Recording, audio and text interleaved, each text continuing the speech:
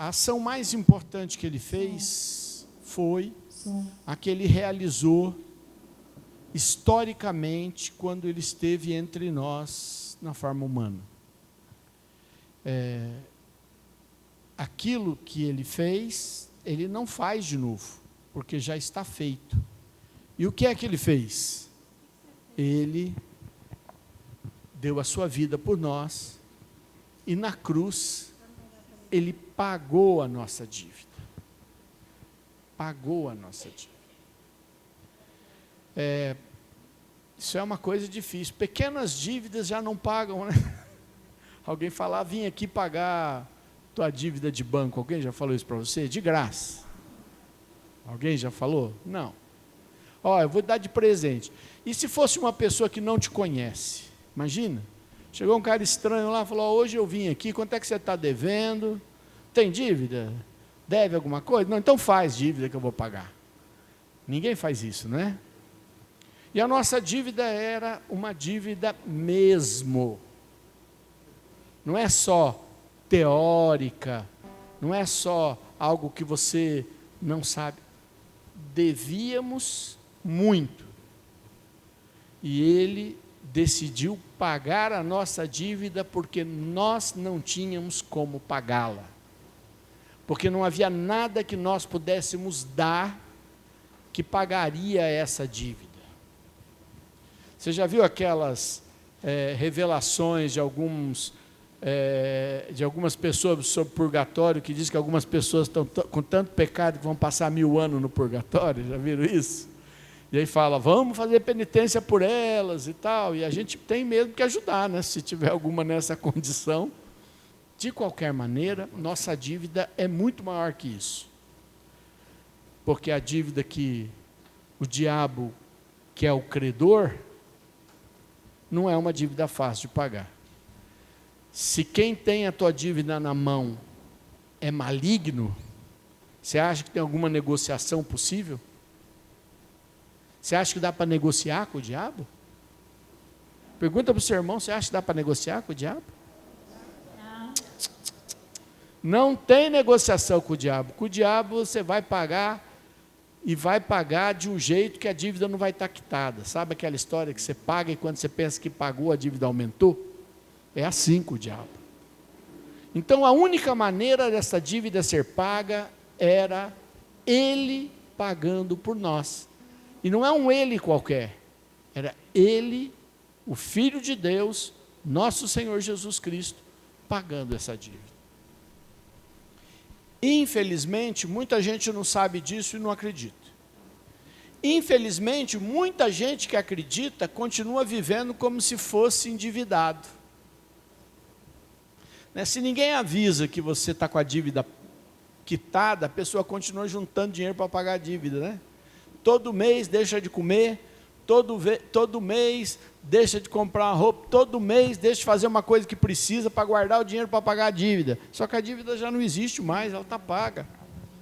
E essa é a boa notícia, por isso que é chamado de evangelho, do grego evangelium, que significa uma boa notícia. Então, quando você olha e fala assim, Evangelho segundo Mateus, é a boa notícia, a boa nova contada por Mateus. É a boa notícia contada por Marcos. É a boa notícia contada por Lucas. E qual é a boa notícia? É uma só. Que no tempo oportuno, Deus enviou o seu Filho para pagar a nossa dívida. Por isso, pessoas que não sabem disso nunca são gratas. Não sabem o tamanho da bondade que receberam. Eu estou afirmando para vocês, estou dando essa boa notícia. Nesse tempo que nós estamos, Deus veio pagar a nossa dívida, e a nossa dívida, e de toda a humanidade, era muito alta. Por isso você fecha teus olhos agora, e fala para o Senhor que você não quer viver na ignorância, a ignorância daqueles que não sabem o que Deus fez por eles, A ignorância daqueles que querem procurar soluções, sendo que já não é mais necessário nenhuma solução, porque Jesus foi a solução. E o verbo é no passado. Jesus foi a solução. Ele não será a solução. Ele não vai ser a solução. Ele foi a solução. E eu quero que você diga que você quer tomar posse disso, você quer compreender isso na sua alma, você quer viver uma vida livre. Livre. Nós somos escravos da opinião das pessoas, nós somos escravos daqueles que nos querem comandar, nós somos escravos de tanta coisa e, na verdade, nós precisamos saber que Ele nos libertou. E só Ele, que pagou essa dívida, tem o direito de dizer para nós o que quer que Ele queira dizer. E ninguém mais tem o direito de nos julgar, muito menos de nos condenar, porque Ele, somente Ele, é que pagou essa dívida.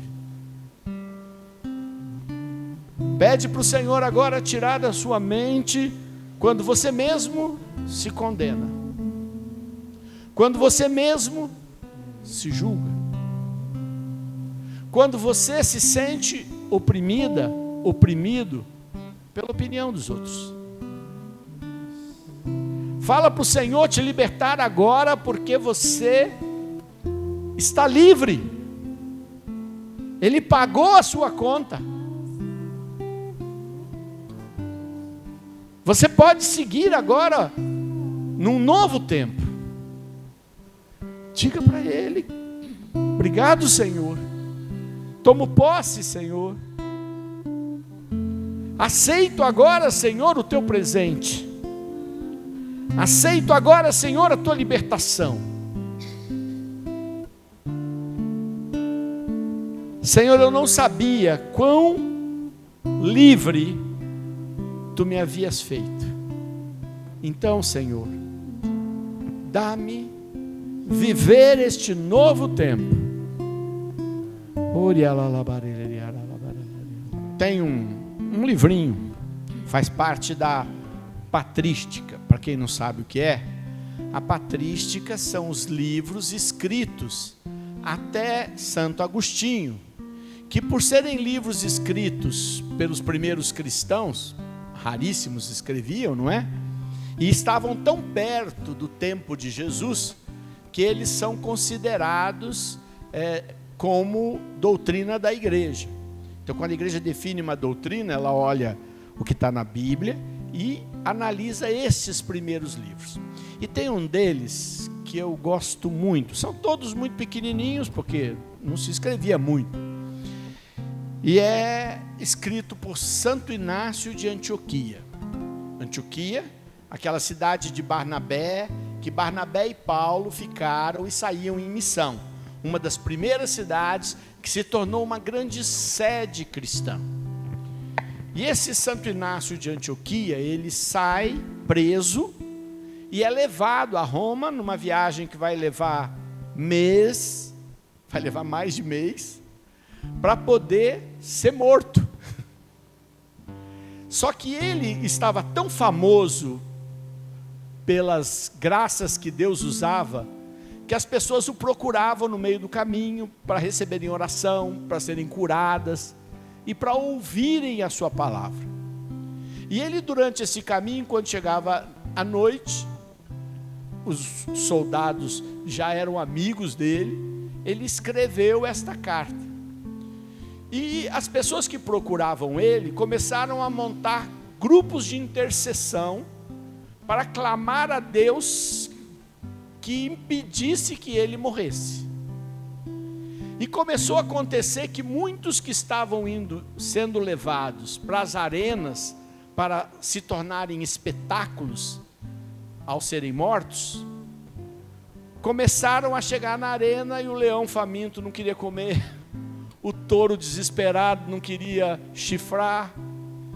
E aí eles começaram a se animar, e mais cristãos começaram a interceder, porque perceberam o poder da oração. E aí ele escreve assim: por favor, não rezem mais por isso, porque eu quero virar o trigo de Deus nos dentes dos leões. Eu quero dar minha vida, para que eu me torne alguém que muitos quererão dar a vida. Por favor, rezem pelos meus pecados, rezem para que eu possa estar na glória, mas não rezem para que eu não possa dar minha vida. É claro que eu estou fazendo uma tradução bem aportuguesada, porque a escrita do grego antigo é bem um pouco diferente. Mas eu amei essa escrita, porque a gente tem medo da morte. A gente tem medo do futuro. A gente reza para Deus nos dar seguranças. Segurança econômica, segurança física, segurança em tudo. A gente não reza para isso. Eu rezo para poder ter coisas. E eu olho para esse exemplo e falo: meu Deus, esse pessoal tinha fé de verdade, não era minha fé meia boca não, sabe? E aquele homem tão importante, Santo Inácio de Antioquia, podem procurar, é capaz de encontrar, tem ali até no site do próprio Vaticano, nos escritos da patrística, vocês vão poder ler se quiserem, tiverem tempo para isso. De qualquer maneira, eu queria convidar vocês a crerem que o projeto de Deus é bom.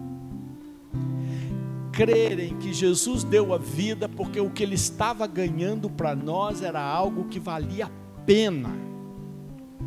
Ele não ia gastar toda aquela energia divina, Ele não ia gastar todo aquele sofrimento divino, se não fosse algo muito, muito valioso. Fala para os irmãos: a tua fé vale muito, é muito maravilhosa, o que você vai receber por ela é incomparável. Decorem esta palavra, é incomparável. Eu não tenho nenhuma comparação para dar, nenhuma. Pensa na coisa que você mais gosta, a comida que você mais gosta, a alegria que você mais, que te dá mais felicidade. Não interessa, nada é comparável. A viagem mais linda, a vista mais fantástica, a droga que a pessoa acha mais maravilhosa. Por isso que tem que jogar fora a droga mesmo. Ela já vai estragar a tua vida, mas não é só por isso. É porque o que você vai receber é incomparável.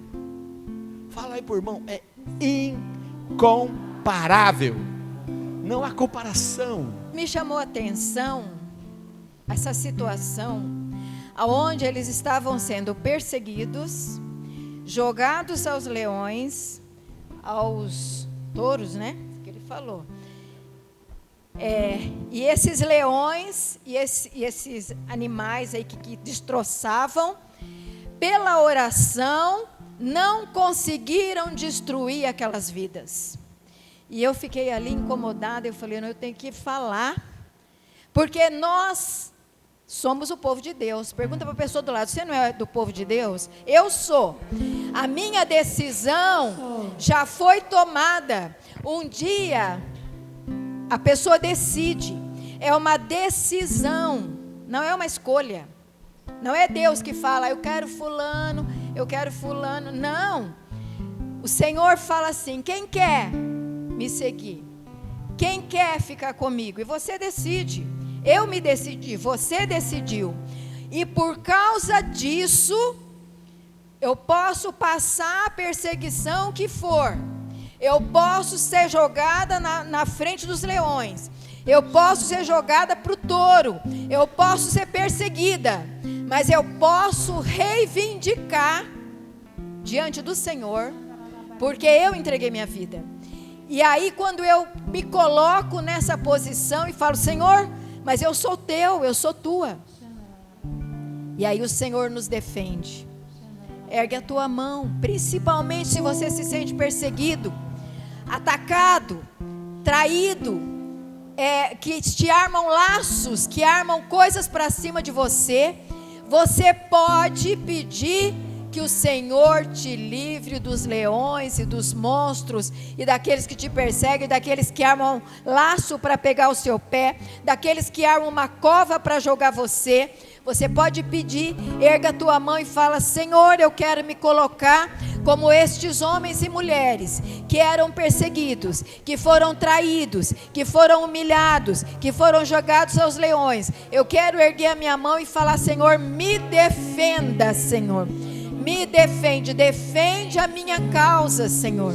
Defende aquilo que eu estou passando, Senhor.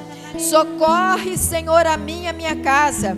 Eu quero colocar a minha fé diante de Ti, a minha entrega ao Teu caminho e pedir: defendei a minha causa diante dos meus inimigos. Vamos falar de novo. Defendei, Senhor, a minha causa diante dos meus inimigos. Defendei, Senhor, a minha causa diante dos meus inimigos. E mais uma vez, defendei, Senhor, a minha causa diante dos meus inimigos. Sabe por quê? Quando o Senhor defendeu essas pessoas, nós estamos ouvindo o testemunho deles hoje.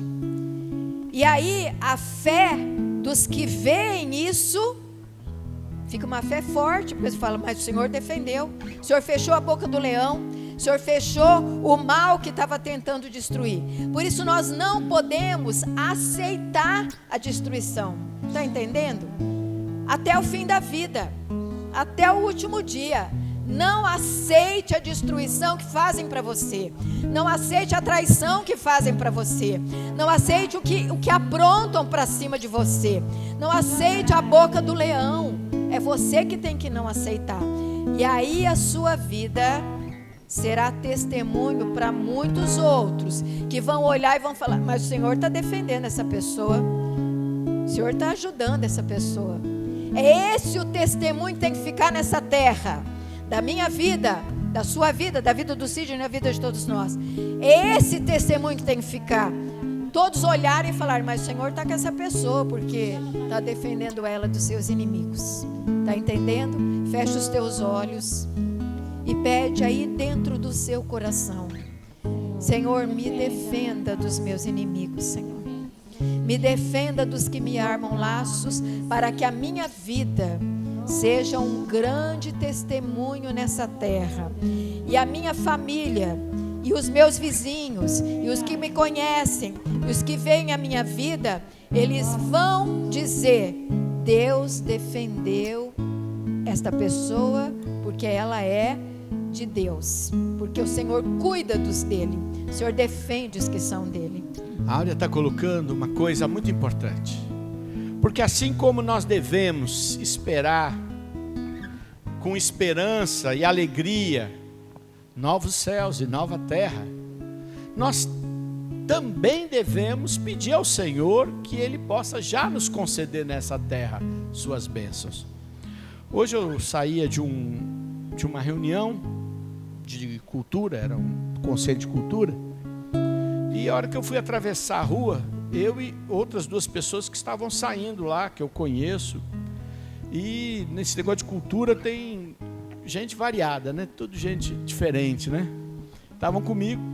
E aí uma senhora, que eu não me lembro dela, me segurou, eu parei, né? A pessoa me segurou, isso ali na Getúlio Vargas, em frente quase à livraria do Paulo Preto, do diácono Paulo Preto, que era do grupo. E a mulher me segurou, né? E eu parei, e ela disse assim para as outras duas pessoas: esse homem aqui, Deus usou para fazer um milagre na minha casa. Eu nunca vou esquecer. Queria que vocês soubessem disso. Não falou para mim, falou para os dois. E eu fiquei sem jeito, fiquei envergonhado, não é?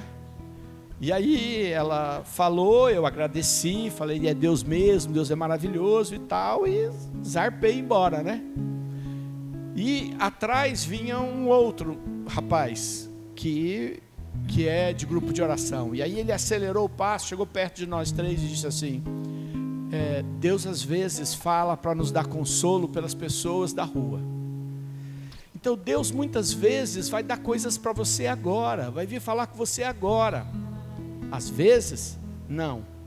Hoje eu estou nostálgico, né? Fiquei lembrando, a gente aqui no Brasil gosta tanto de Santa Rita, Santa Teresinha, mas quando você olha a liturgia da igreja, as duas santas mais conhecidas, depois de Nossa Senhora, vocês podem olhar nas ladainhas, todas, é Santa Perpétua e Santa Felicidade. Já ouviram isso? Quem vai muito em igreja, pega uma ordenação sacerdotal, pega dia de batismo, sempre tem na ladainha, não é, pedindo para essas duas santas rezarem. Perpétua e Felicidade era uma patroa e uma empregada.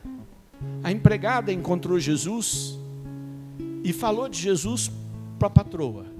A patroa se apaixonou por Jesus e abriu a sua casa para abrigar os cristãos. O imperador decidiu que quem estivesse reunindo cristãos poderiam perder todos os seus bens. A patroa era muito rica em Roma. Tinha uma propriedade muito poderosa. Os vizinhos fizeram uma denúncia, porque o imperador disse que quem denunciasse ficava com a terra do outro. E aí o vizinho então denunciou para poder roubar. Para mim é um roubo, mas poder se apropriar das terras. E a empregada, que era uma espécie de escravidão também, não tinha um salário, fala para a patroa: eu vou assumir a culpa sozinha, e você diz que não é com você. E a patroa fala: não, você vai dar vida e eu não. E conta a ata romana, elas foram mortas por touro, que uma delas tinha acabado de dar à luz, terminou de dar à luz presa enquanto o processo caminhava. Teve que entregar o nenê na cela e contam que na sua morte pingava leite do seio. Santo Inácio estava sozinho, deu a vida dele. Ela tinha filhos. É mais difícil, não é? É ou não é? É mais difícil. Então é por isso que são estes santos tão famosos. Só que nós não esquecemos deles. Depois de 2000 anos a gente está lembrando o nome deles, que estão no céu. Eu quero dizer para vocês que Deus vale a pena. Pode ser que Ele não te dê tudo o que você está pedindo agora, mas vale a pena. Mas nem por isso a gente vai deixar de pedir também o que nós precisamos agora, porque Ele sabe da nossa necessidade. Então nesse momento, estende a sua mão e fala para o Senhor: Senhor, o que eu mais preciso é uma fé como dessas pessoas, mas eu também preciso, para esse momento da minha vida, de alguns consolos teus. Não é como a gente fala no espanhol, de alguns regalos, de algumas coisinhas para nos alegrar. E o que é que você está pedindo para o Senhor que vai alegrar a sua vida, resolvendo uma situação, te dando saúde, te dando uma solução para uma luta que você está, agindo na sua casa em uma pessoa que não está aberta para que a ação aconteça, ou porque nada parece que alcança? Fala para o Senhor: Senhor, esta alegria que eu preciso, Senhor, se eu não receber imediatamente, não vai me derrubar, porque eu sei que você é a alegria plena. Mas se você puder me dar, Senhor, eu quero receber. Vem meu auxílio, Senhor. Vem meu consolo. Vem meu cuidado.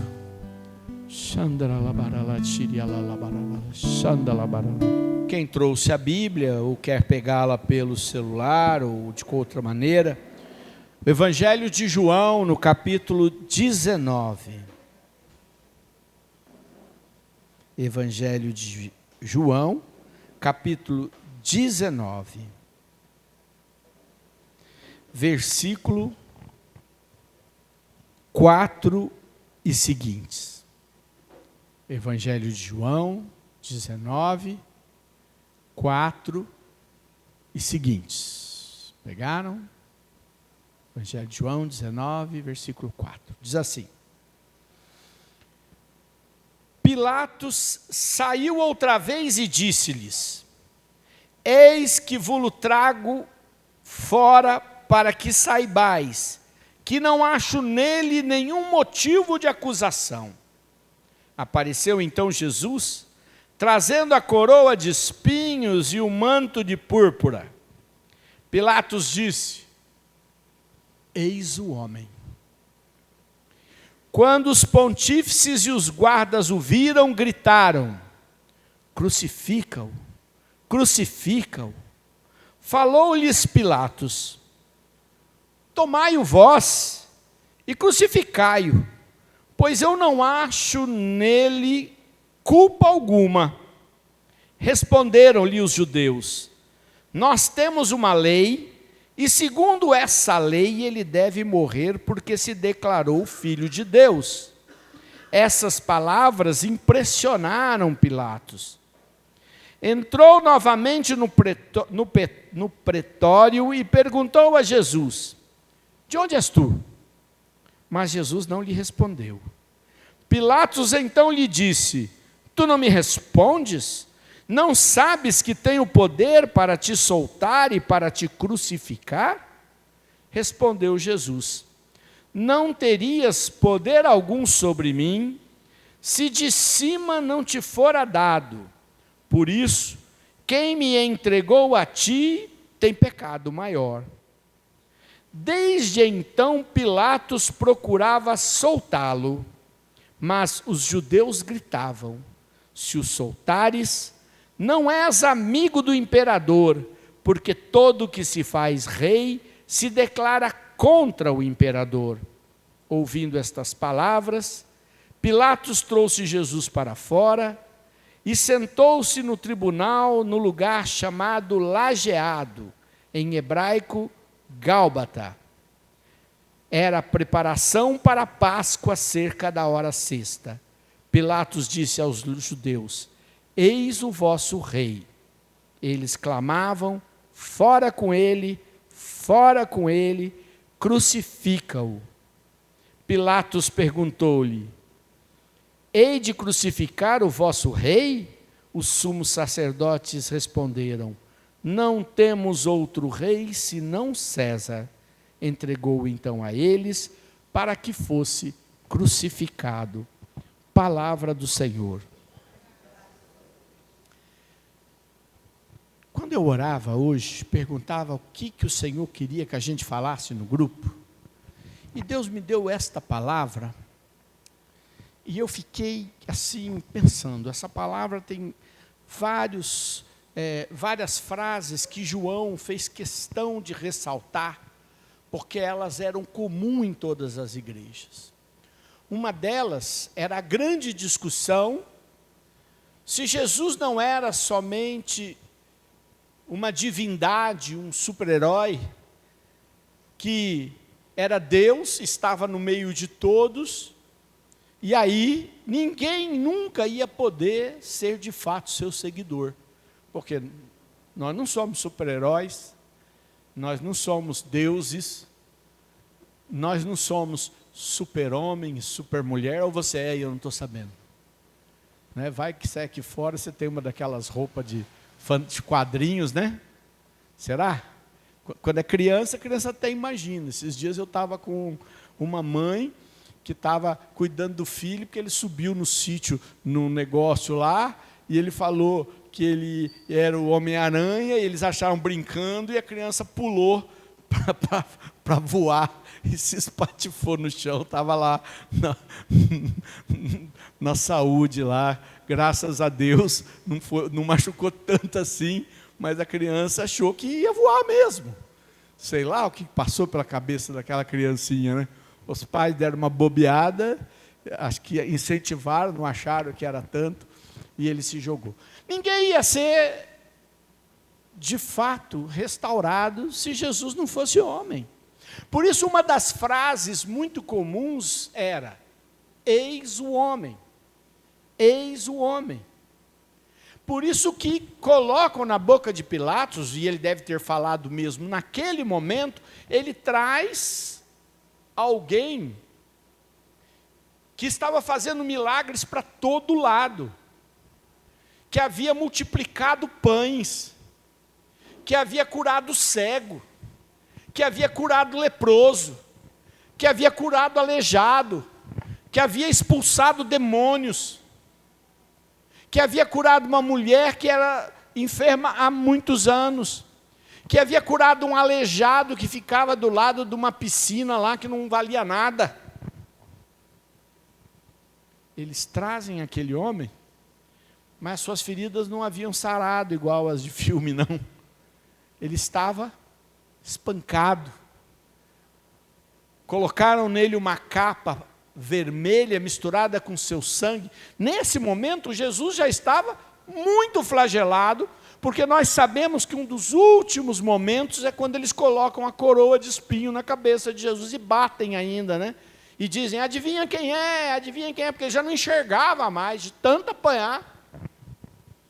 E aí Pilatos traz e diz, este é o homem, ó, igual qualquer um, apanha e sangra igual qualquer um, não aguenta o espancamento igual qualquer um, está lá, é igual. Por isso essa frase é tão importante. Um dia, se você for lá, o lugar onde o lajeado, que foi o lugar, já foi escavado. Hoje, as escavações descobriram o lugar. Tem um pedaço dele assim, ó, cercado, você não pode ir lá, mas tem um pedaço dele, porque o lugar aonde foi Jesus apresentado. E sabe qual é a frase que tem nesse lugar? Et homo, eis o homem. Porque isso é fundamental para nós, que Jesus tenha sido humano para carregar a nossa humanidade. Porque ser humano não é algo tão maravilhoso assim. É maravilhoso porque Deus nos fez homens, mas homens e mulheres, mas vamos lá. Homens e mulheres fazem intriga? Fazem? Fofoca. Engano. Maldade. E até os bons, homens e mulheres boas e bons, volta e meia fazem coisas que você não acredita. Movidos por mau entendimento, má interpretação, movidos por outras maldades, enganados. Tem ou não tem?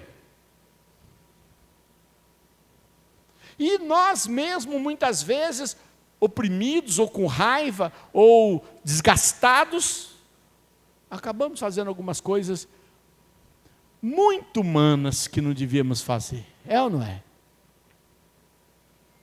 Vê lá nas escolas, amigos de repente fazendo bullying com amigos. É? E outras coisas. Acontece ou não? Pois era fundamental que Jesus fosse homem. Por isso, este momento Pilatos apresenta aquele homem todo ferido e diz, eis o homem. Não é um qualquer. É aquele que está no nosso lugar. E se nós pudéssemos ver a nossa alma é toda ferida, machucada, sangra, feiosa. Conta a história de Santo Curadars, que ele pediu a Deus, quando ele estava no ápice da sua santidade, jejuns direto, todo mundo tinha já por santo. O rei, lá na França, o rei, sei lá, se o governador, manda fazer uma linha férrea para levar os peregrinos até Arnes, que era uma cidadezinha pequena, só para encontrar o santo. Aí ele pede para Deus, Senhor, mostra-me os meus pecados. E aí qual foi a sua oração em seguida? Vocês já devem ter ouvido. Se não ouvido, eu vou dizer, Senhor, dai-me esquecer os meus pecados. Porque eu não vou conseguir viver mais com o que eu estou vendo.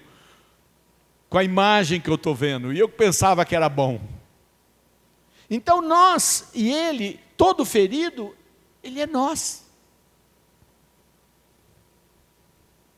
Por isso que a gente pode chegar com ele e falar tudo.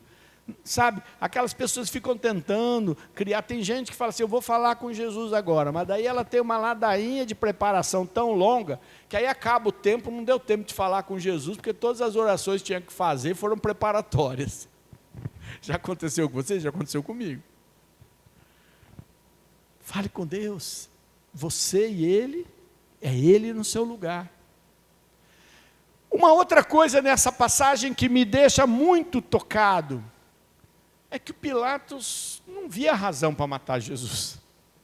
Já tinha espancado, já tinha ferido, para que matar, gente? Acabou com ele já destruiu tudo, destruiu dignidade, destruiu tudo, fizeram tudo que podia, fizeram, foi abandonado, para que vocês querem ainda matar ele? E ele fala, eu não vejo razão para matar, não vejo razão para matar, e o povo, não, tem que matar, não, mata vocês então. Não, nós não podemos, quem vai matar é você. E aí as pessoas começam a arranjar frases para ajudar Pilatos a tomar a decisão de matar. E é nessa hora que eu olho. O próprio Jesus diz, aquele que me entregou a ti tem pecado maior que o teu, não fala isso para Pilatos? Só que o grande pecado de Pilatos foi, sabendo que não era certo, a pressão era mais importante, ceder à pressão, ficar bem com todo mundo era mais importante do que fazer a vontade de Deus. Entregar aquele homem para morrer, que ele sabia que não devia, e que ele podia ter dito não mesmo com tudo aquilo, porque ele era o governador, ninguém ia puni-lo, ele não ia sofrer nenhuma sanção, ele não ia perder nada, mas ele quis ficar de bem. Quando a gente é adolescente, a gente quer tanto fazer parte do grupo, que a gente faz tanta atrapalhada, faz ou não faz? Faz ou não faz, gente? Ah, vocês não fazem, né? Mas eu já fiz, não é? Eu lembro, uma vez nós escondemos um maço de cigarro, ai meu Deus do céu, a gente tinha uns 14 anos, e aí fomos todos os moleques lá para fumar aquele bendito cigarro, passar mal nós tudo. Todo mundo, quem ia ficar de fora? Ninguém fica de fora, né? É duro, né? Que é sempre coisa errada, né? Todos vocês e quem tem filhos adolescentes vão passar pelos medos de tudo isso, né? Não quer ficar de fora, quer fazer parte da turma. Pois aqui, ó, Pilatos preferiu ficar de bem e matar Jesus. É claro que isso já estava no plano de Deus, mas ele mostra também como é difícil para nós, quando temos que tomar uma decisão a favor daquilo que é o que Jesus pede para nós, se os outros não estiverem concordando com a gente. É ou não é difícil? Quando os outros estão concordando com a gente, é fácil. Nesta hora, é que o Senhor olha para nós e diz, você não é como os que entregaram Jesus, mas eu quero ver se você é como Pilatos ou não. Eu adoro no filme da Paixão de Cristo, mais antigo, aquele que foi feito quando as filmagens eram bem ruins, que mostra que Pilatos não para de lavar a mão, né? O texto diz que ele lava a mão simbolicamente, dizendo, não tenho nada com isso, matem ele, mas eu não tenho nada com isso. Mas no filme ele fica lavando a mão, ele não para mais de lavar a mão, é como se aquilo nunca mais fosse sair da mão dele. Mas retrata bem essa verdade. A verdade de contra o mal, a indiferença não é solução.